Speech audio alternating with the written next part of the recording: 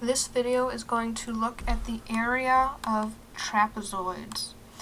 A trapezoid is a peculiar shape that is actually half of a parallelogram. Please keep in mind that I'm drawing on a whiteboard, and that makes it a little bit more challenging.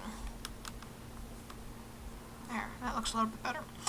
A trapezoid is this shape right here.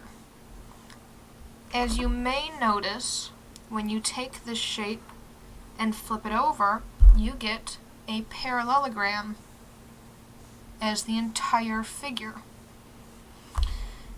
This part of the parallelogram we call base 1. This part we call base 2. Or maybe you call this base 2 and you call that base 1. Either way, it will amount to the same thing. So base 1, when you flip this shape over, becomes base 1. Base 2 ends up being on the top. This and this are the same, just like this and this are the same. So your one trapezoid actually becomes an entire parallelogram when you double it and flip it over. The area of a parallelogram is base times height.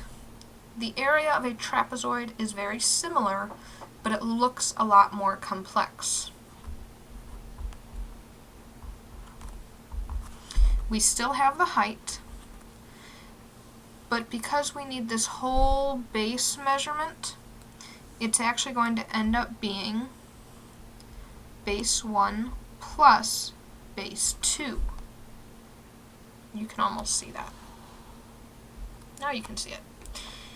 And because we don't want double trapezoid area, we just want 1, we need to get rid of half of that measurement. So it becomes half times base 1 plus base 2 times height. Let's take a look at that, and by the way, height looks like that. So let's take a look at that with a problem. Here is a trapezoid.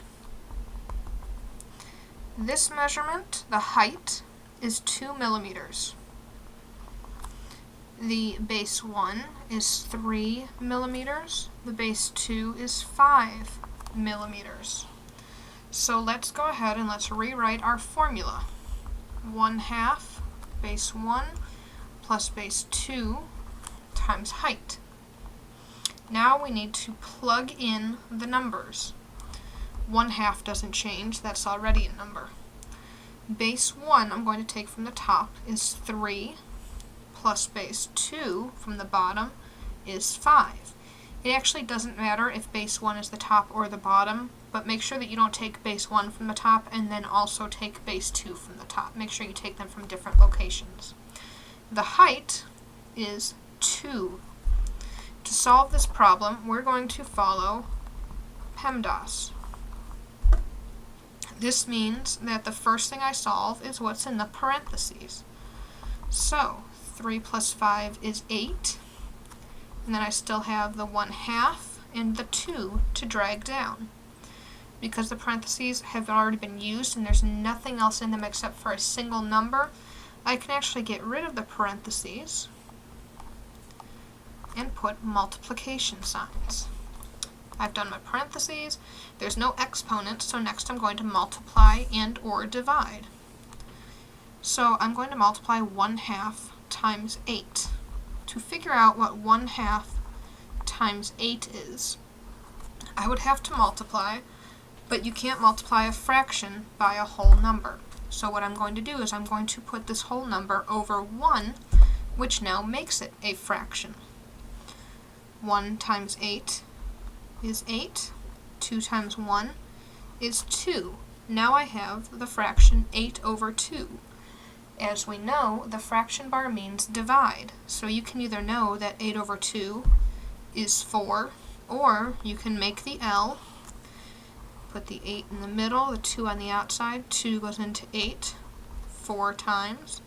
So our answer is 4 times 2. 4 times 2 is 8.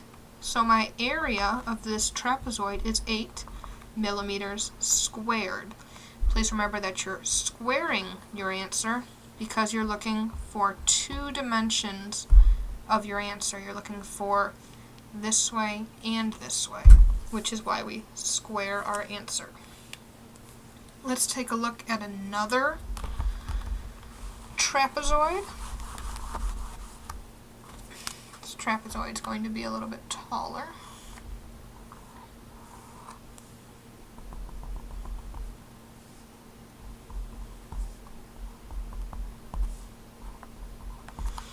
Okay, we have our trapezoid. Now we're going to rewrite the formula.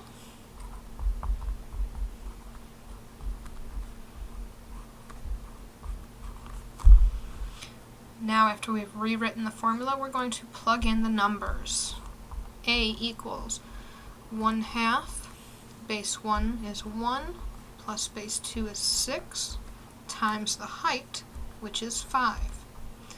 Following PEMDAS, I'm going to do 1 plus 6 first and get 7, and then drag everything else down. Now, because I already know that 1/2 times 7 is the same thing of saying 1/2 of 7, I know that I'll have to divide 7 by 2, even though this looks like a multiplication problem. So I'm pretty sure I know what this is, but let's make absolutely sure that we're showing our work. 7 divided by 2. 2 goes into 7 3 times. 3 times 2 is 6. 7 minus 6 is 1. I am left with a remainder, but we are too old for remainders, so we're going to turn that into a fraction. Yeah, we'll make a decimal.